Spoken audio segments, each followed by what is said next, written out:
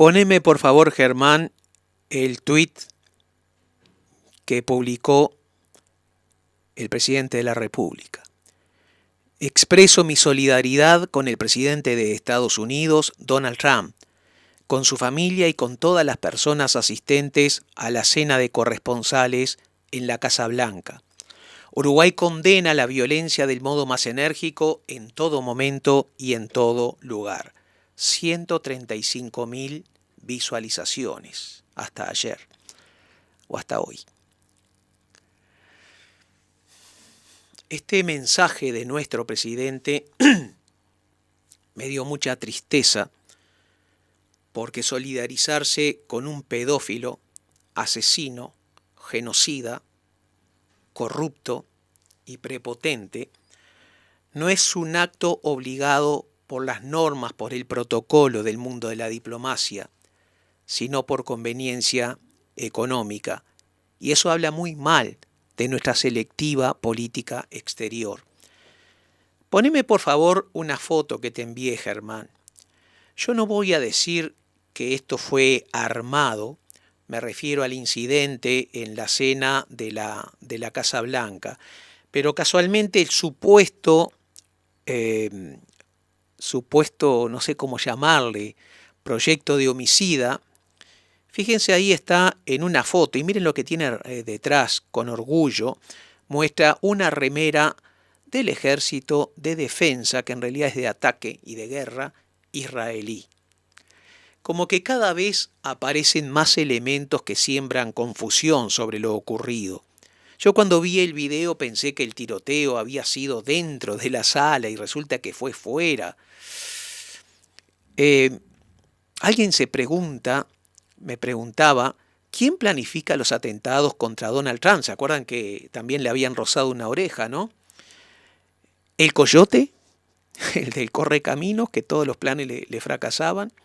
Y será tragicómico, pero así suena. A lo que voy es que con tanta cosa confusa, lo más prudente hubiera sido el silencio. Pero vayamos por partes. Estoy hablando muy lento, con mucha cautela, porque hay que ser cuidadosos con este tema. Hay episodios que aislados pueden parecer menores, pero que juntos, en cambio, trazan una línea. El caso Colette Spinetti versus Pacha, que fue el escandalito de la semana, y la política exterior y selectiva del Uruguay no están desconectados. Son señales del camino que no debemos recorrer. Uno puede entender que el protocolo diplomático exige ciertos mensajes incómodos. El Pepe decía, en la política a veces tenés que comerte cocodrilos, ¿no?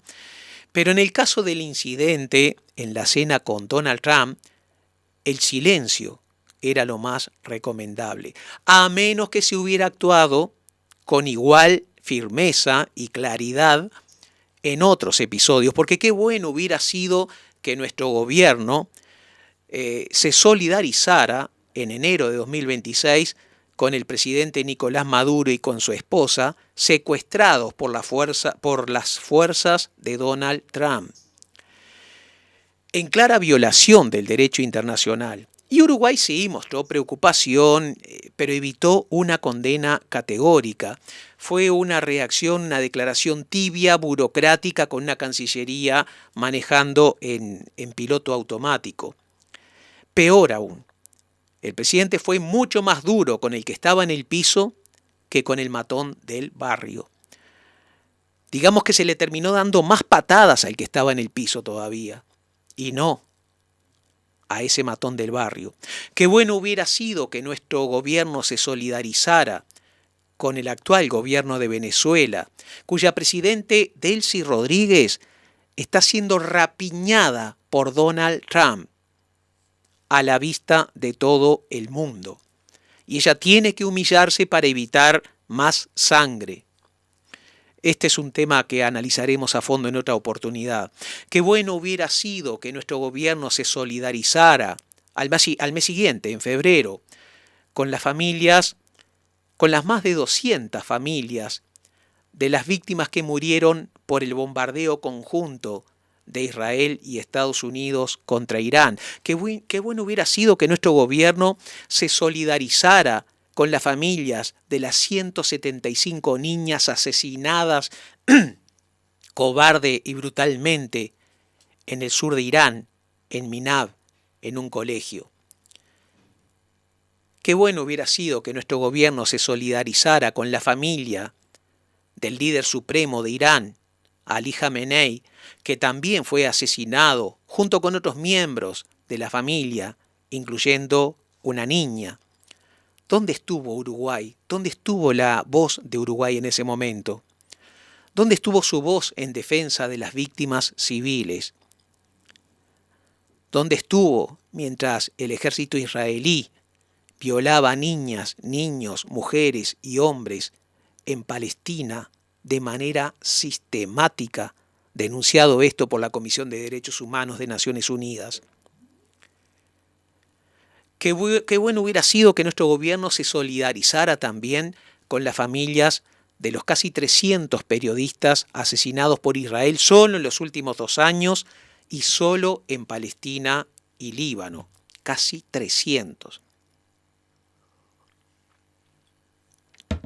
Qué bueno hubiera sido que nuestro gobierno se hubiera solidarizado con las familias de los médicos, enfermeros y enfermeras, trabajadores de la salud, incluyendo de la Cruz Roja y Médicos Sin Fronteras, asesinados por Israel y Estados Unidos en varias partes del mundo. ¿Cuántas veces Uruguay alzó la voz por ellos en este último año?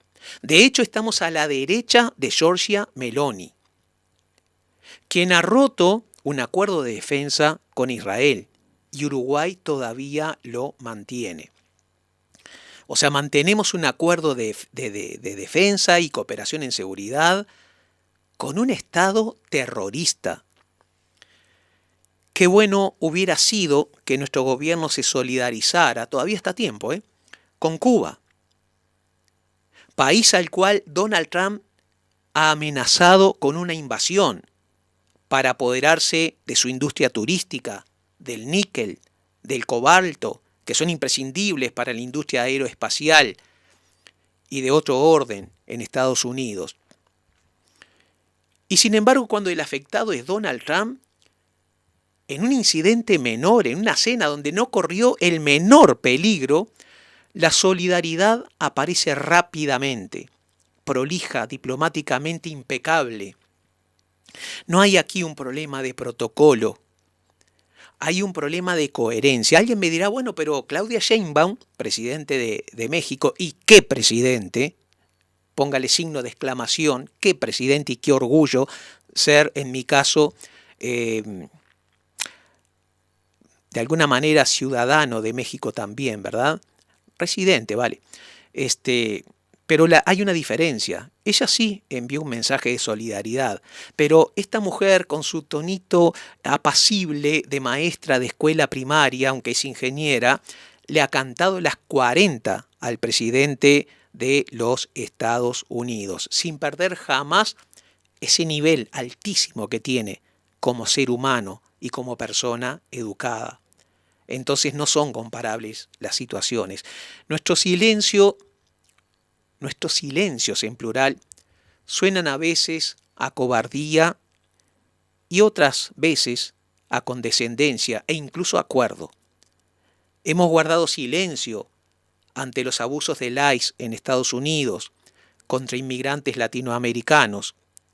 Hemos guardado silencio frente a las ejecuciones sumarias en el Caribe, asesinatos, sin mostrar ninguna prueba que los justificara, y también en violación del derecho internacional por parte de este psicópata que pretende gobernar al mundo y con el cual nos estamos solidarizando vergonzosamente. El doble estándar en política exterior no es un accidente, es una elección. Ahora bien, vamos ahora brevemente al barro local. El caso Colette Spinetti versus Pacha, el escandalito de la semana. no va a merecer por parte de Palabras Prohibidas ni un segundo de difusión de audios, porque eso implicaría tener que bajar a chapotear en las cloacas. Y lo que voy a decir es a título totalmente personal. No he consultado a Germán, no he consultado a la dirección de Caras y Caretas, a título totalmente personal. Porque no podemos dejar de decir lo evidente. En ese caso de Colette Spinetti, estamos ante una persona de bajísimo nivel, terraja, ordinaria, egocéntrica y autoritaria. No sé si quedó claro o lo tengo que traducir al criollo. Basta con escuchar esos audios de bajísimo nivel. Y nos regaló, sí, como decía recién, el escándalo de la semana. Pero el problema no es el periodismo amarillista. El problema somos nosotros. Yo soy frente amplista y voy a decir esto con orgullo. El Frente Amplio ha sido, es y seguramente será el mayor defensor de las libertades individuales, muy particularmente de las diversas condiciones sexuales. Eso está bien, eso me enorgullece como Frente Amplista, ¿bien? Hay que defender las distintas opciones sexuales, en tanto obviamente no se alteren derechos, por ejemplo, de menores, ¿no? Pero la pregunta que ya no admite evasivas es, en aras de la inclusión, al momento de repartir cargos, ¿ya no vamos a estudiar la trayectoria, la capacidad, las propuestas, la forma de ser de la persona? A ver, si yo fuera el que distribuyera cargos en el gobierno, que no lo soy ni lo voy a hacer jamás, me importaría, y permítanme aquí sí hablar de esta manera para que quede claro, un reverendísimo carajo si la persona es negra, blanca, gorda, flaca, vieja, joven, homosexual, heterosexual, bisexual, trisexual, me importa un carajo su vida privada. Lo que me importa es eso que les decía recién, la capacidad, la trayectoria.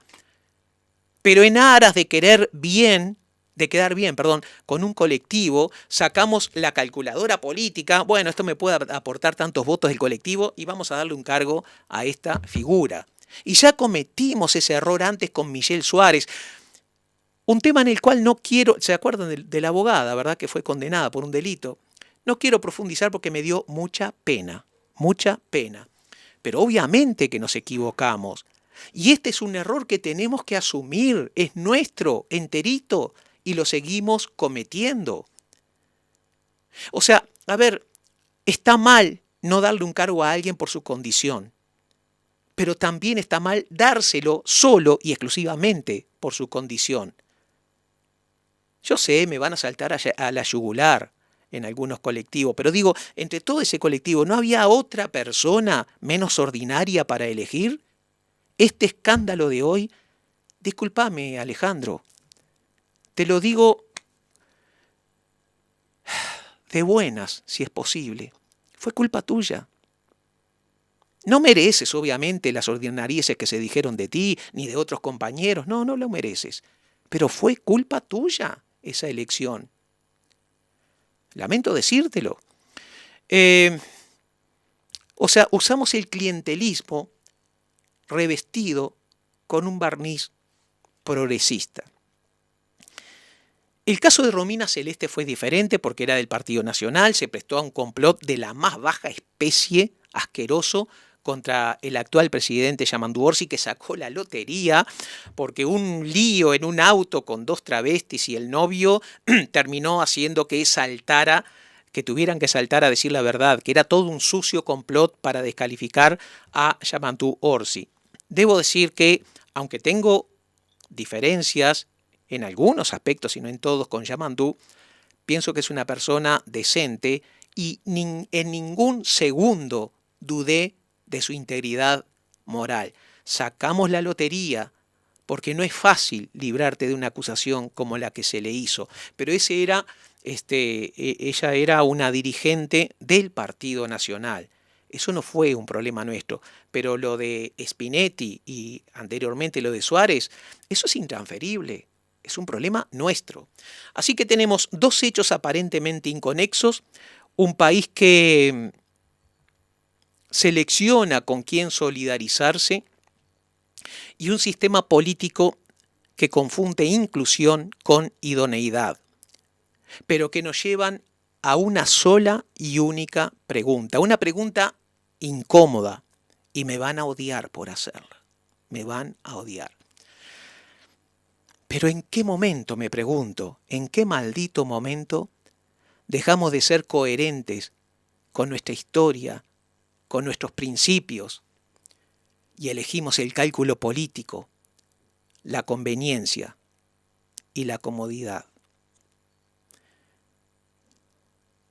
Más vale criticar ahora, antes que sea demasiado tarde. Estamos perdiendo muchísimos votos por la izquierda. Quizá ganemos algunos por la derecha, pero estamos perdiendo más de lo que ganamos. Y aunque me odien, lo tengo que decir por lealtad. Si seguimos así, le vamos a entregar las elecciones de 2029 servidas en bandeja a ya saben quién. Ódienme si quieren, pero después no se quejen y no digan que nadie lo advirtió. Mi nombre es Enrique Ortega Salinas. Hoy estas palabras han sido más prohibidas que nunca. Perdón, prohibidas en el sentido de que no es políticamente correcto decirlas, no porque tengamos una censura, ¿no? Decía que mi nombre es Enrique Ortega Salinas y junto con mi hermano latinoamericano Germán Ávila estamos dando comienzo a Palabras Prohibidas.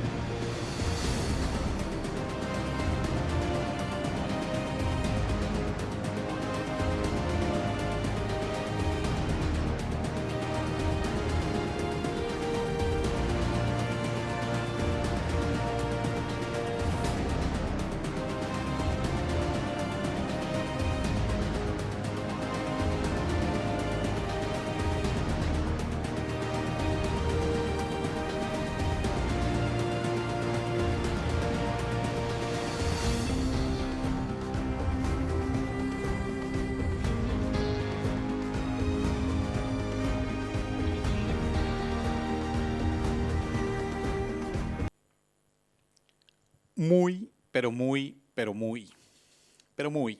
Buenas tardes, días, noches, mañanas. ¿Cómo les va desde acá, desde este lado del cristal?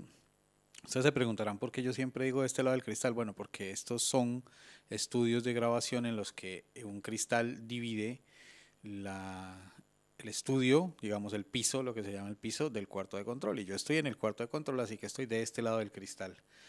Así que bueno, después de esta editorial incendiaria de Enrique Ortega Salinas, vengo yo con paz, armonía, amor. eh, Se ríe, Enrique se está riendo, loco. ¿Lo pongo en cámara? No, no lo pongo en cámara porque lo dejo colgadísimo al tipo. Yo soy un remanso de paz en este programa, un remanso de paz. Y soy un remanso de paz que viene a agradecerles muchísimo a la gente que han comentado, que han compartido, que han difundido, que se han puesto la camiseta con este programa, porque sé que son muchas las personas que de verdad sienten este programa como propio y los agradecemos.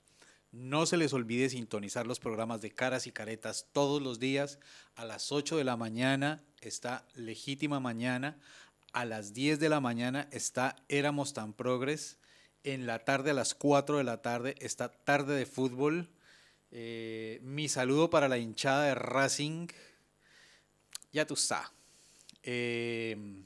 Y en las noches seguimos teniendo los miércoles show de miércoles, el jueves Macondo, el viernes está también, bueno, los lunes en la mañana ahora está El Mundo Tal Cual Es con José Lolascuaga, el viernes Legítima Defensa, que fue el primer programa que hicimos en este canal, y el domingo, que fue el segundo programa que hicimos, Segunda Dosis, así que por favor no lo olviden, aquí vamos a estar nosotros siempre, esperando que ustedes participen, que compartan, que hagan donaciones, que se suscriban al canal, que se suscriban a la comunidad y tengan acceso a la privilegiada información y los análisis que se hacen tanto desde estos medios audiovisuales como desde la revista y el portal también. Así que, bueno, no lo olviden, por este lado yo ya doy cara porque estaba manejando la computadora.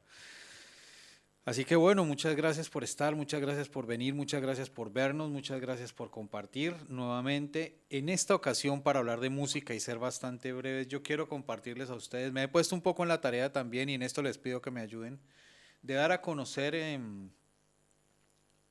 estas agrupaciones, estos cantantes, digamos, estos artistas y estas artistas que tienen una carrera todavía en construcción y que además de eso guardan un mensaje como el que a nosotros nos gusta compartir, que es un mensaje comprometido. Habrá quienes, como por ejemplo en el caso de Rinchi la semana pasada, tengan unas letras que sean una cosa directa y en las que sabemos de qué estamos hablando, pero hay otros casos como el de esta banda que yo les voy a presentar ahora, que es una banda de rock uruguayo, de rock nacional, que se llama Rads, R-A-D-S.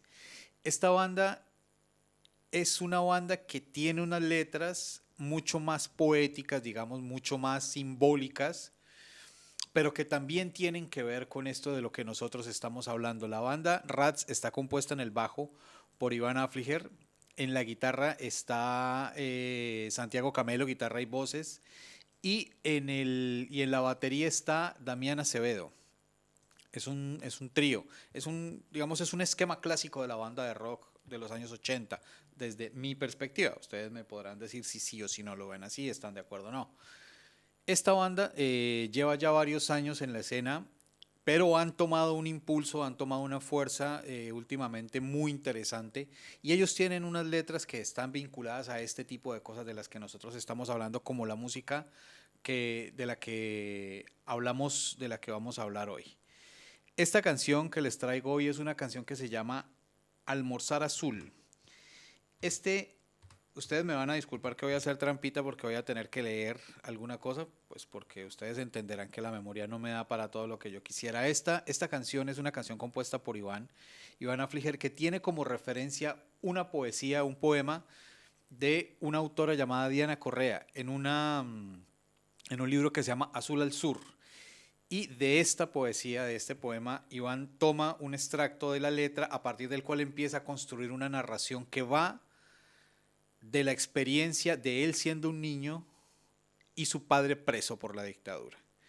Y de cómo él, siendo ese niño, vivió ese proceso, vivió esa experiencia, cómo pensaba él en su padre y cómo el adulto posterior, después de que él estaba en la cárcel y ellos en el exilio, y su madre, sus hermanos, su madre, a quien además le mando un abrazo grande, Palmira, que es una persona que tiene también una historia tremenda. Este niño, que se vuelve luego un adulto y compone esta canción, nos cuenta de una forma muy simbólica, muy poética, cómo era la sensación que él percibía desde el lugar donde estaba, de cómo veía a su padre desde una fosa, ese pequeño pedacito del cielo que alcanzaba a ver desde donde estaba, y cómo soñaba la posibilidad de lanzar una cuerda y traerlo para tenerlo ahí con él y almorzar ese cielo, almorzar azul, es a lo que se refiere el título de esta canción. Así que yo quiero compartir con ustedes esta canción de Raz. Les voy a compartir esto que son, yo trato en lo posible de hacerlo siempre. Este es su Instagram, este es el Instagram de Raz. Así que ahí se los dejo un momentito en pantalla mientras busco el insumo para poder ponerle la canción. En la que ellos, este Instagram es a partir del que ustedes se enteran cuando se presentan. Estos locos en conciertos son buenísimos. Estuve en un concierto hace unos días con ellos. De hecho, estas fotos que se ven acá, pues no se ven muy bien por la disposición de la pantalla, pero bueno, de hecho algunas de estas fotos las tomé yo. Y bueno, conciertazo, grupazo, bandaza, bandún. Así que invitados e invitadas a seguirlos, invitados e invitadas a escucharlos, invitados e invitadas a acercarse a ellos y preguntarles de qué va la música que ellos están promocionando y esas historias que son tan interesantes. Hay otra canción que se llama, creo que es a 10 años del derrumbe. Mejor dicho, acá me quedaría hablando de eso. Está buenísimo, es tremenda banda, son tremendos músicos, hay que apoyarlos y aquí los dejo con esta canción que se llama Almorzar Azul de la banda uruguaya Raz.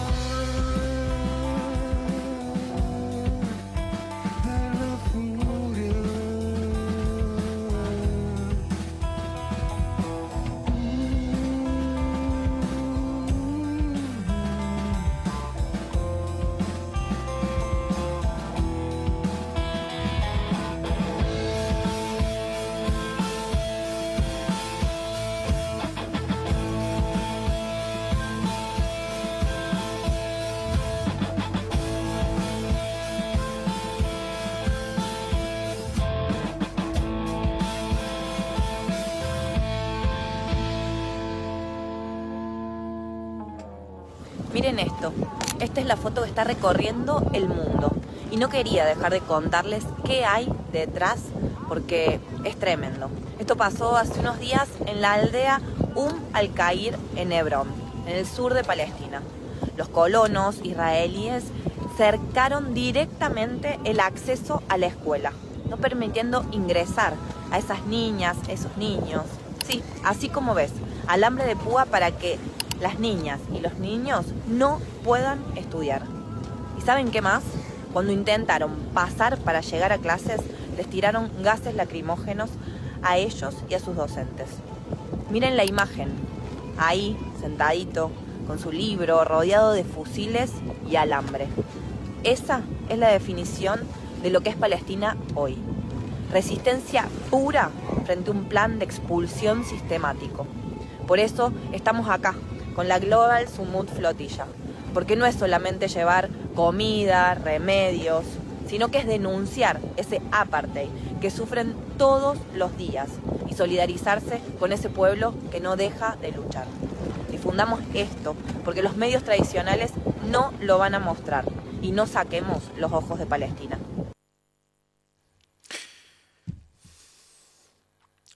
Esto no lo vas a ver, como dice esta chica, en los medios internacionales de desinformación,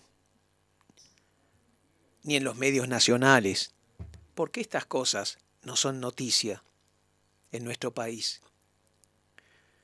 Hace poco recordaba la pelea que tuvo Floyd Mayweather contra Víctor Ortiz. Esto fue en septiembre, 17 de septiembre del año 2011.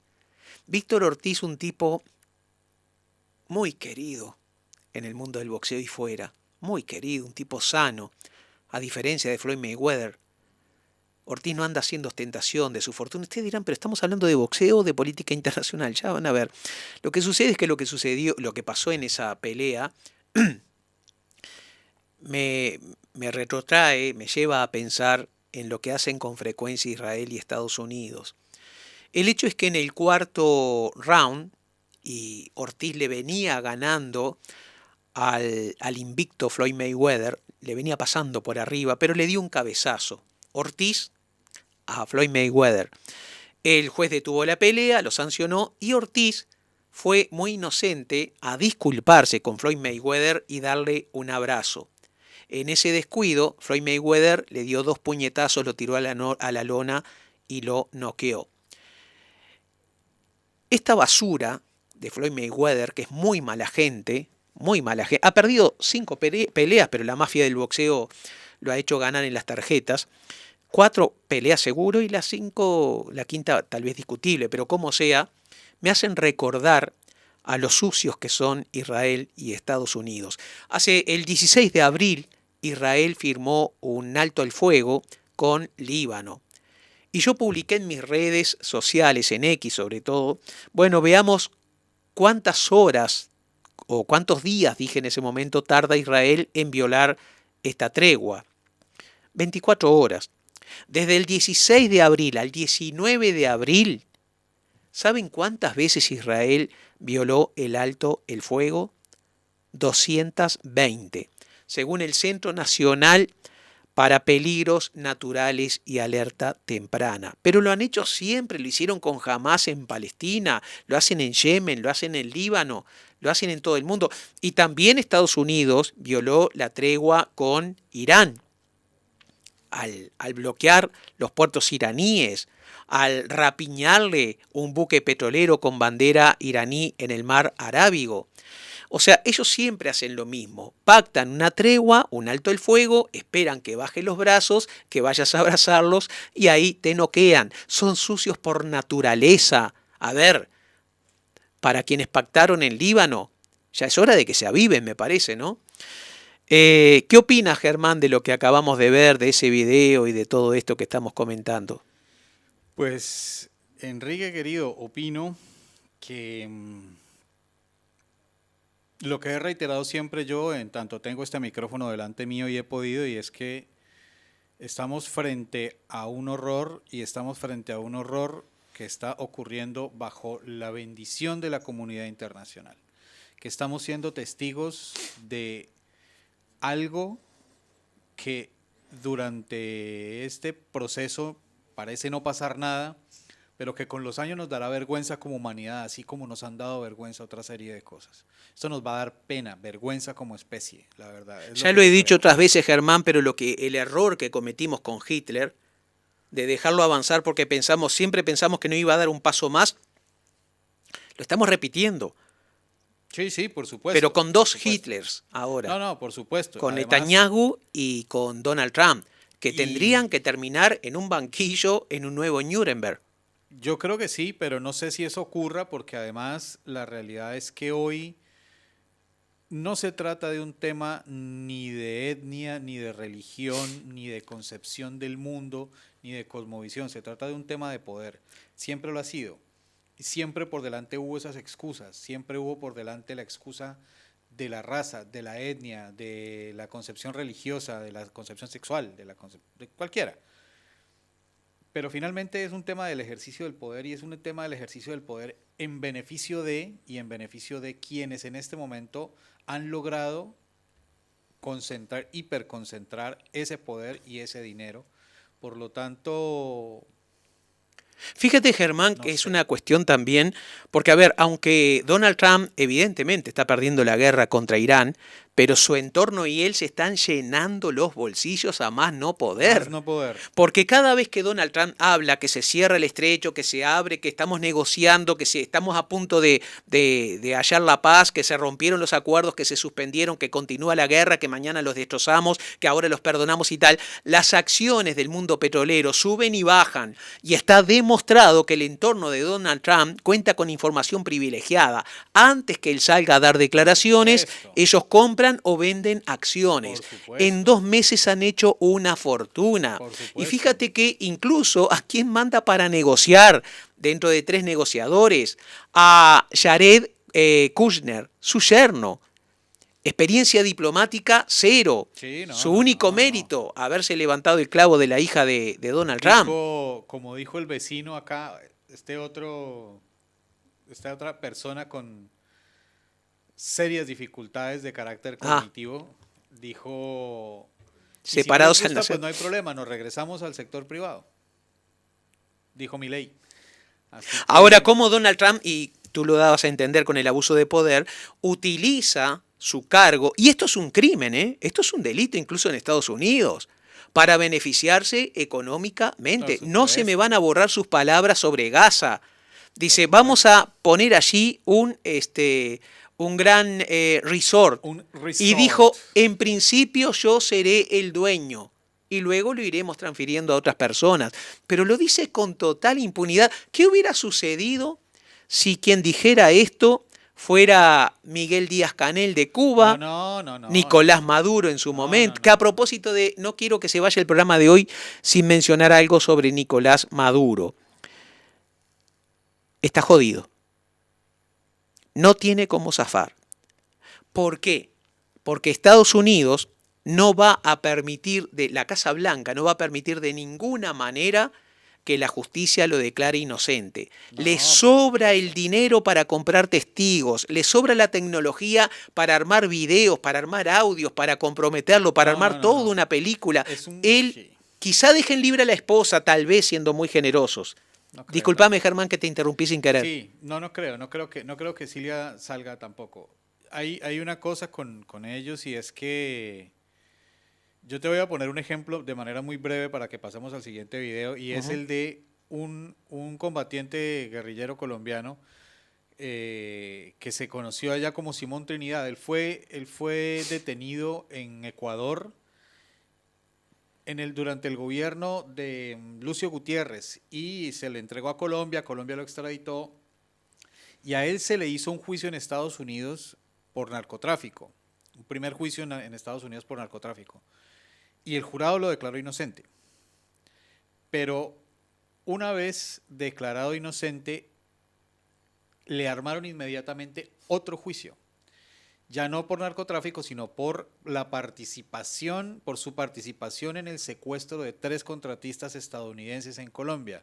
Sí, perdona el paréntesis. Diccionario de la Real Academia Española. Contratista norteamericano es igual mercenario. Sí, no, por supuesto, eso no tienen otra definición. y armaron un juicio, no sé, no te puedo decir que fue un juicio express, pero sí fue un juicio ya mucho mejor organizado porque el anterior le salió, perdónenme ustedes, como diría Enrique, perdónenme el francés, pero el anterior le salió como el culo. O sea, Sí. hicieron una cosa terrible, llevaron una cantidad de testigos que llegaron allá y dijeron, pues al tipo yo sí lo vi con uniforme, pero yo no lo vi como pensaban que iban a decir todos, sí, yo lo vi llevando droga en los bolsillos en su auto. No, ellos dijeron, no, yo lo vi allá, yo lo vi con el uniforme y con las armas, eso sí, pero lo otro no lo vi. Entonces ahí fue que se les cayó todo. No, para esta vez se aseguraron de que el tipo fuera preso y el tipo le clavaron una condena como por 120 años. O sea, una cosa en la que el tipo Y no lo va a mismo salir va a de pasar ahí. con Nicolás Maduro, lamentablemente, ¿no? Seguramente sea lo mismo que ocurra. O sea, el problema no es un problema jurídico, el problema es un problema político. Político, claro. En tanto es un problema político, Nicolás Maduro no va a salir de allá. Qué bueno tu aporte. También dejemos en claro que ya cayó vergonzosamente la teoría del cártel de los soles. Tuvieron que Bueno, reconocer sí. que no existía, básicamente. No. Y un último detalle muy breve, porque yo hablé de que Estados Unidos, al atacar a Cuba, tiene dos objetivos. Primero, que al perder contra Irán, no puede no ganar algo. Entonces necesita una guerra más cercana y más sencilla. Pero sobre todo hablé de que se quieren apoderar de su industria turística, también el valor geopolítico de la isla, ¿no? Estratégico, quise decir, Sí, claro. por su enclave, pero además por el níquel y el cobalto. Y esto amerita una explicación. El cobalto, perdón, es clave en las baterías de iones de litio y el níquel, permite baterías con mayor autonomía. Y eso sí le importa y mucho a Estados Unidos. Lo que no le importa es qué régimen político hay en Cuba. Esos son versos para la gilada. El hecho es que estos materiales se usan en autos eléctricos, en almacenamiento de energía y electrónica, y es fundamental para empresas como Tesla. También son vitales para la industria bélica y para la industria aeroespacial, que quedarían fritas sin estos materiales, níquel y cobalto. Y mientras tanto, y por más increíble que parezca, todavía hay imbéciles por ahí repitiendo que las guerras que libran Estados Unidos e Israel es por la libertad y por la democracia. La verdad, Germán, este mundo apesta. Pasamos Sí. al otro, ¿verdad? Vamos al otro video y aquí es un video que es cortito también, dura 2 minutitos, así que vamos a ver este video y ahorita nos conversamos. Hay un proyecto de ley que pretende obligar a los médicos, después que se reciben de su respectiva especialización médica, a prestar servicios durante 2 años en el interior. La idea está buena, ¿por qué? Porque lo que trata es de achicar lo que se conoce como inequidad territorial, que cualquiera que vive en el interior lo sabe perfectamente. Ante una enfermedad media complicada o ante la necesidad de un especialista, a veces tenés que venir y trasladarte a Montevideo con todo el costo que eso implica, porque aquí en Montevideo se concentran no solamente los especialistas, sino también la medicina de alta complejidad. Y bueno, y eso redunda directamente en una calidad en salud menor en el interior que en Montevideo. Esto está pensado para cerrar esa brecha, ¿no? Y mejorar la calidad. ¿En aras de qué? De un bien público, evidentemente. No es que los van a obligar con una cadena, ¿no? Van a trabajar entre 4 y 16 horas, les van a pagar un sueldo y es durante 2 años. Eso no es originario de Montevideo ni de Uruguay. Sencillamente hay en otros lugares del mundo, como en Alemania, en España, en Chile, en Canadá, sucede. ¿Por qué? Porque es muy clara la situación. Vos tenés derechos y tenés obligaciones. Y no existe libertad sin responsabilidad. Y cuando a ti el pueblo, con el costo público de una carrera, es solventado por todos, está bien que le devuelvas en parte lo que la sociedad ha invertido en sus profesionales. La idea es que se radiquen. No sé qué tanto tendrá andamiento ese proyecto, pero a mí me parece muy importante que por lo menos se comience con algo. Yo creo que los que somos del interior y sabemos las dificultades que hay para a veces acceder a un especialista, mucho más dificultoso que aquí en Montevideo, entendemos porque esto de alguna manera va a paliar un poco esa situación. Así que bienvenido ese proyecto y bueno, y aquellos que hablan de la falta de libertad, yo no entiendo ese sentido de la libertad tan extraño que se ha instalado en el mundo, donde aparentemente se confunde y no saben que la libertad implica siempre una responsabilidad y que muchas veces la mayor libertad es hacer lo que uno debe, no lo que uno quiere. Rosalba Hunter o Hunter. Esta chica es brillante, tengo el gusto de conocerla y le vamos a plantear que nos permita pasar, que se integre a nuestro staff con alguno de esos videos. Fíjense que nosotros comenzamos dando palos al gobierno, pero ahora resaltamos algo bueno. Es que está mal decir que todo está bien y está mal decir que todo está mal. Nuestra política, nuestra conducta siempre va a ser la misma con los nuestros. Aplaudir lo que haya que aplaudir, celebrar y defender lo que haya que celebrar y defender y criticar lo que consideremos que es erróneo. Algunos preferirán que les reciten poesías al oído todo el día. No cuenten con nosotros para eso. Pero si buscan lealtad, aquí estamos, ¿vale? Rosalba, mil gracias y esperamos contar contigo en los demás programas. Pasemos ahora, ¿qué vienen los tweets? Tenemos los tweets. ¿Tú los lees, por favor? Sí, tenemos pocos tweets. Esta vez Dos. no tenemos muchos, también hay que ahorrar tiempo. Yo sé, en los comentarios nos han escrito varias veces que esto quieren que es sea más largo. un resabio de ética, porque yo robé esta frase para el editorial. Sí. Léela, por favor. Me di cuenta. Max Acecas nos dice: todos los intentos de asesinato que sufre Trump parecen planificados por el coyote. Loco. El del correcamino. Tuitazo. Esto es lo mejor que he leído, creo que en el año, ¿eh? Tremendo. En el año. Tremendo. Qué genialidad en tan pocas palabras. Felicitaciones, Sí. Max. La O verdad, como te sí. llames. Luego, por otro lado, Eduardo Preve nos dice esto. Pregunta: ¿y esto? Las anteriores autoridades de ACE dejaron un contrato firmado con el Círculo Católico hasta el año 2031 por la exclusividad de la atención de los niños con menos de 3 kilos nacidos en hospitales públicos. Esos neonatos deben ser derivados sí o sí al Círculo Católico, al que se le paga una tarifa plana por mes, se usen o no las camas contratadas en CTI. Las actuales autoridades de ACE buscan el mecanismo legal para dejar sin efecto ese contrato. Leonardo Cipriani, expresidente de ACE durante el gobierno pasado, volvió a trabajar en cargos gerenciales en el Círculo Católico tras el fin del periodo de cobro de subsidio.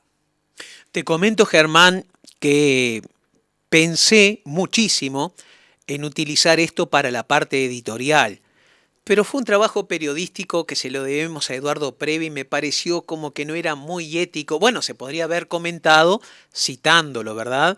Pero no quisimos quitarle a él, no sé si la primicia fue de Eduardo Preve, pero le queremos hacer un reconocimiento y nuestro reconocimiento fue no usarlo como editorial. Pero ojo, esto es gravísimo y se suma a un montón de irregularidades que se han descubierto del gobierno anterior. O sea, al margen de todo lo que se destapó en el gobierno anterior y que está absolutamente todo en el libro El Otro Luis, que lleva 5 ediciones, ya está a punto de agotarse por completo El Otro Luis, pero luego, cuando comenzó este gobierno, se comenzó a investigar un poquitito y comenzó a destaparse la olla y todos los días descubrimos algo nuevo.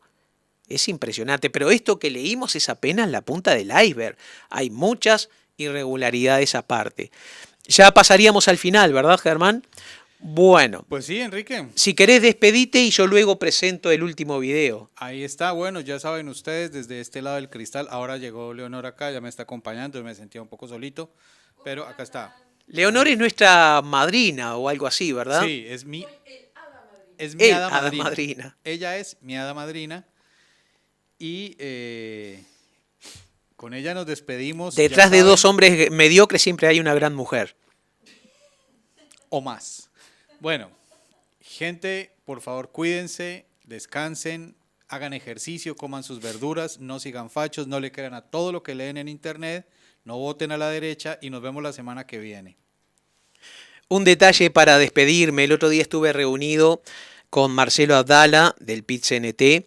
Le entregamos nuestro último libro llamado Revolución, cómo romper paradigmas y salvar al Uruguay. Allí planteamos una propuesta de reforma constitucional, que quiero aprovechar la oportunidad para aclarar esto. Terminado el libro, cuando ya estaba en imprenta, me enteré, porque me lo hicieron saber, que hay un grupo de ultraderecha promoviendo también una reforma constitucional. No tenemos absolutamente nada que ver. No descarto que algunos de los puntos pueden ser coincidentes, pero tengo entendido que detrás de una propuesta que apela a la transparencia y a un montón de cosas positivas, hay una trampita, en ese caso, que es la liberación de los pobres viejitos que están en Domingo Arena, asesinos, violadores, corruptos, torturadores. Lo nuestro no va por ese lado. Nuestra propuesta de reforma apela a un país mucho más ético, mucho más transparente, con mucha más justicia. Hecha esta aclaración, ustedes habrán notado que siempre al final de Palabras Prohibidas ponemos un video vinculado con animales que suele ser como una caricia para el alma, ¿verdad? Bueno, lo de hoy, en cambio, puede herir muchas susceptibilidades. Es hiriente, son imágenes violentas. Les aviso por si de pronto se quieren ahorrar el mal trago. Es en España. Tuve el gusto de conocer ese país que parece sacado de un cuento de hadas, que tiene cosas espectaculares, muy lindas, pero tiene otras que son repudiables. Pero tampoco nos creamos nosotros superiores, que tenemos cosas muy similares, aunque siempre nos parece más grave lo que hace el otro que lo que hacemos nosotros. Todo deporte, toda práctica que implique la mortificación de un animal merece nuestro más absoluto repudio. En este caso hay una tragedia que podría haber sido evitada si no fuera por esta tradición salvaje que tienen en España. No todo lo que es tradicional merece ser respetado. Y lo digo por las corridas de toro en España, por no sé cómo se le llaman eso en la fiesta de San Fermín, creo que es, ¿verdad? Tiene un nombre eso, si no nos acordamos mejor. Pero, ¿qué diferencia hay con nuestras jineteadas? Y no hay que confundir doma, que es la docilización del animal con fines de trabajo doméstico, con la jineteada, que es la mortificación del animal, que necesitamos que esté aterrorizado y herido, dolido, en aras de un espectáculo lamentable para personas mononeuronales. Entonces digo, les vamos a pasar esto que es lo que toda persona de bien debería repudiar. No me pidan que se me caiga una lágrima por el resultado final. Ojo, tampoco lo celebro. Hay una persona que murió y no descartamos que YouTube nos termine censurando este programa. Así que aprovechenlo a verlo ahora si quieren. Pero no estamos tan lejos. Aquí han muerto jinetes y aquí han muerto caballos. ¿Bien? Seamos un poquitito mejores y repito una frase que digo siempre. Y con esto termino y pasamos al video. La frase es de Mahatma Gandhi en realidad. La evolución de una sociedad se mide por la manera en que trata a sus animales. Gracias por estar ahí. Nos vemos la semana que viene.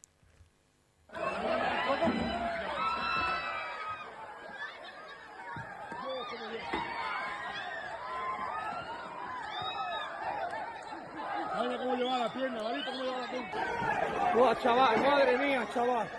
¡Madre mía, chaval! ¡Guau! ¡Guau!